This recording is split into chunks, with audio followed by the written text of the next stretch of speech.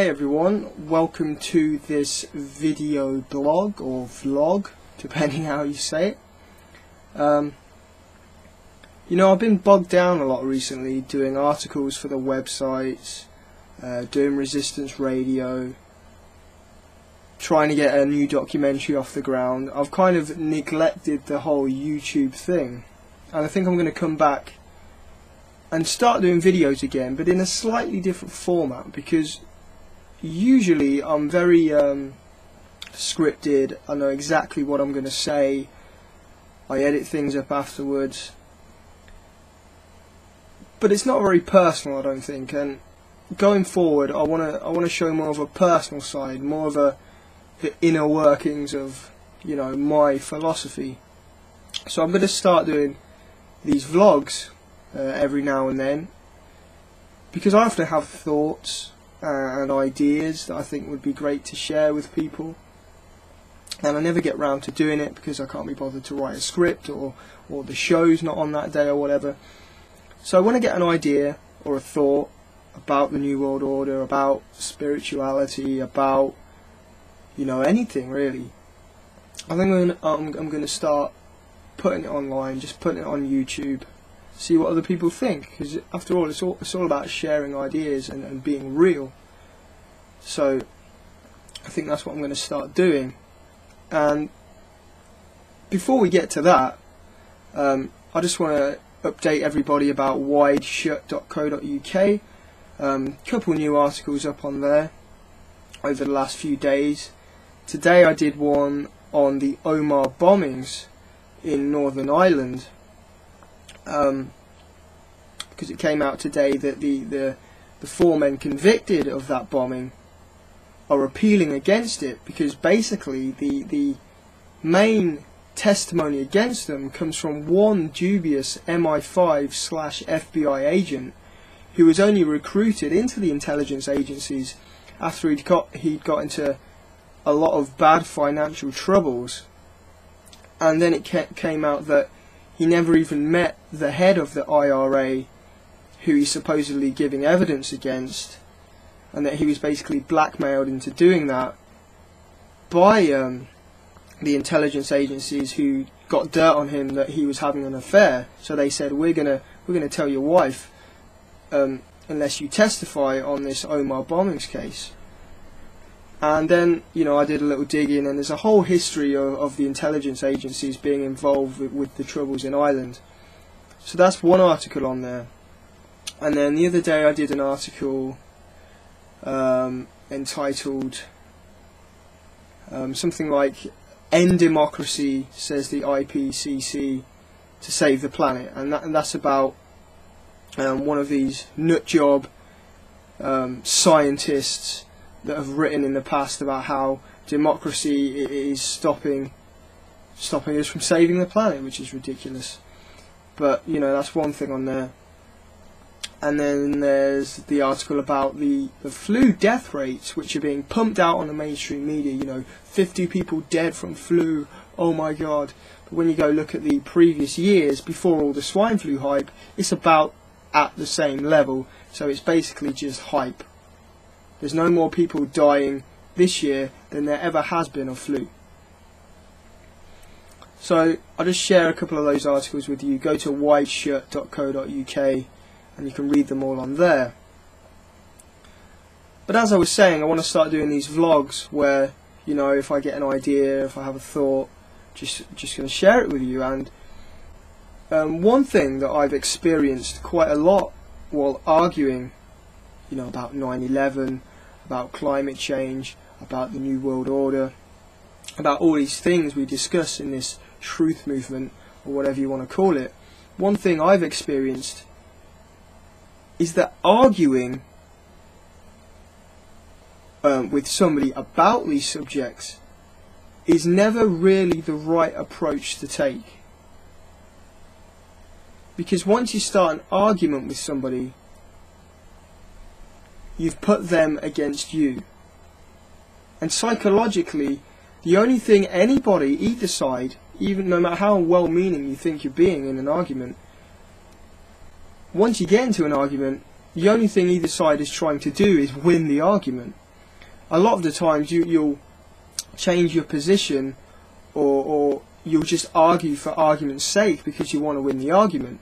And the other person might be hearing what you're saying and might be willing to take a look at some of the evidence, but because you're arguing, they're just going to keep spewing stuff back at you because they want to win the argument. It's a natural psychological, way of doing things. People want to win, survival of the fittest. That's just the way our brains are wired. So in my experience, if you want to wake somebody up or share some ideas or give them some information about some of the stuff we talk about, arguing is never really the right way to go about it.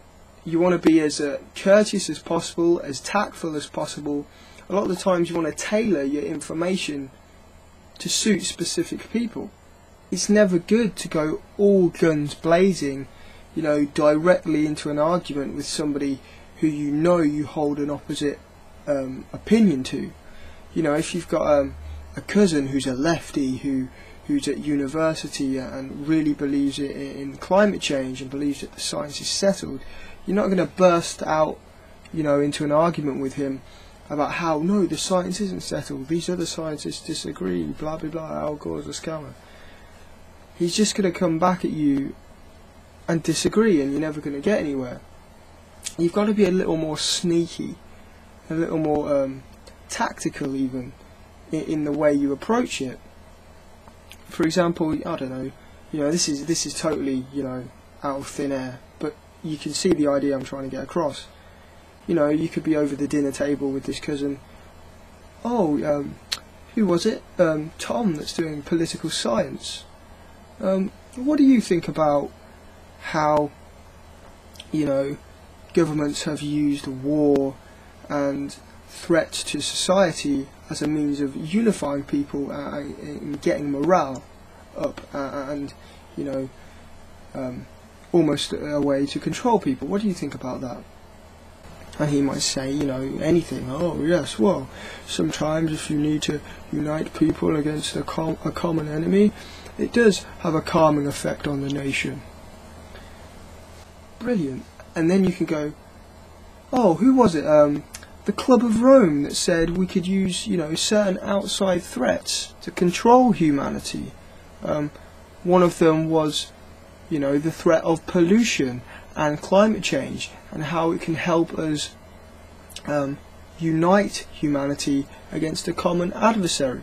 That was something the Club of Rome wrote in one of their reports, that they could use that. And right there, you sort of hinted at something, but you've come sideways. You've not gone directly into it, and you've not insulted his intelligence. You're talking to him about his experiences because he's at uni and he's great. And you've injected a little bit of truth in there. And then maybe he might go and research the Club of Rome. You've planted that seed. It doesn't mean then you have to carry on and start arguing about climate change. He might say, the debate might not actually get onto environmentalism, but you've put that thought, you've planted that seed into his mind. And I think that's the best way to approach things, play to people's ego. Make them always feel like the experts. I don't know who it was. I know some crazy, brilliant-minded person said something along the lines of, you have to make people think it was their idea, rather than arguing with them and trying to force your idea onto them. And I think as truth seekers and as truth teachers, it's rather egotistical to go into an argument and, from the position that you know the truth, I'm going to tell you the facts and you're going to listen to me. I think that's an egotistical way of approaching things. After all, the point of what we're doing is to wake people up because we care about humanity. It's not about proving that you're right and that you're the best and you know everything. That's not how it works. So kick the ego aside and do things more subtle. Do it gently. Do it from left field, you know, sneak things in, sneak bits of truth into conversations. It's not all about being right and winning the arguments. I think that kind of fired up, I'm going to win the argument approach is quite selfish. It's selfish to the movement, it's selfish to the people you claim you're trying to wake up, and it's all based on ego. And ego is not a good thing.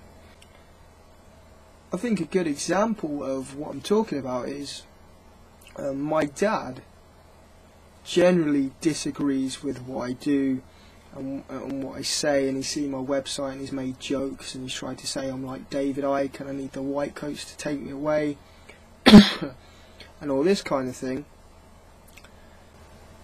So the silver thing came up into conversation, or you know, I just dropped it into the conversation. I'm now buying silver to protect my wealth. And I didn't say I'm buying silver because the New World Order crashed the economy and you have no idea about what's going on, and if you had any sense about you, you should be buying silver. I just said I was buying silver. And one day, actually the day that I went to Stanford and did the film where I nearly got done for breach of the peace, he rang me up at the train station and said, you know, I can see silver's up. Is this a good idea? Should I buy silver? Blah blah blah. And then I offered him my opinion. People tend to come around in the end. A lot of the time, when you know that you've got the facts right and they're disagreeing with you, their disagreement with you is not based on the facts.